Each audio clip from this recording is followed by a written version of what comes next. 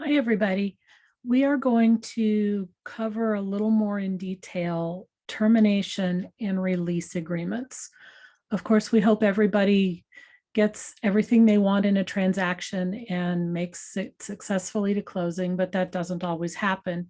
And you need to know the difference between these two documents and how to use them. So a termination form, this is an optional form, and we recommend you don't use it without a fully executed release agreement.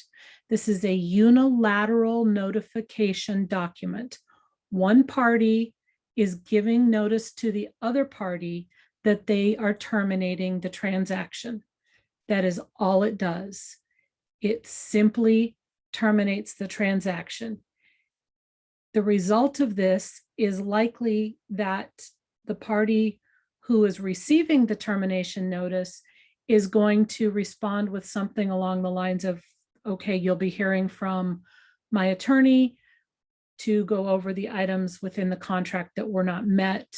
And very often this will end in a dispute of some sort that could lead to litigation or other means to settle it.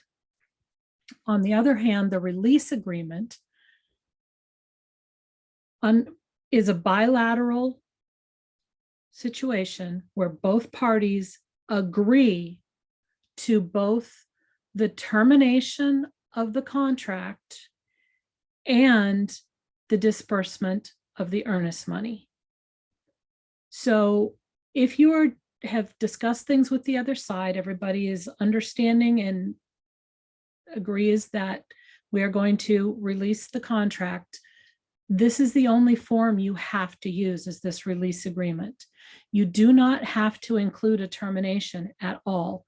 The release agreement covers both terminating the purchase agreement and releasing the earnest money and how it's to be dispersed. So again, you only have to use this one form. It's bilateral. It has to be signed by all parties. As you can see down here, all parties and all agents have to sign it. So the top of this form matches everything on your purchase agreement. This part talks about the fact that we are terminating the contract, we're releasing the earnest money, and everybody's holding everybody else harmless from all additional obligations. Then down here, this gets redundant, but you have to fill out every part of this.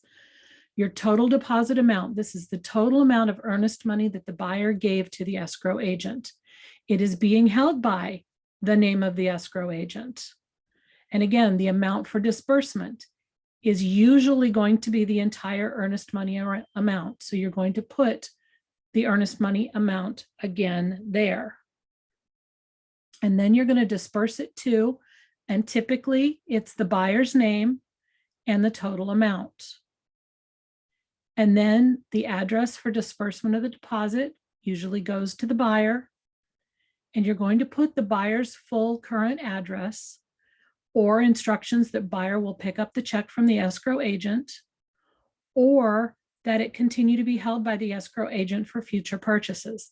Now, you must confirm with your escrow agent that they agree to hold the money in escrow for a follow-on purchase. Not all escrow agents will do that. They want to clear their books of this transaction and completely zero balance it, and then have you start fresh with a new one. So make sure you communicate fully with your escrow agent to determine whether or not they will hold that for a future purchase. And if you want that to happen, it has to be spelled out in this document, because they have to have a paper trail of how this money gets from one transaction to another. Okay.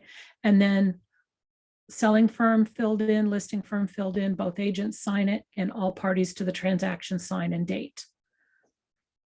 Okay. So this is a one-stop shop. You can use this release agreement to terminate the contract and release the earnest money. The termination is unilateral.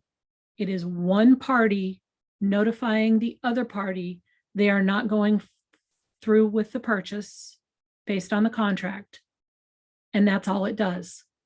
That's where it stops. It doesn't do anything with the earnest money, and it has no protection built into it. Okay, so that's the difference between these two documents. I hope that helps.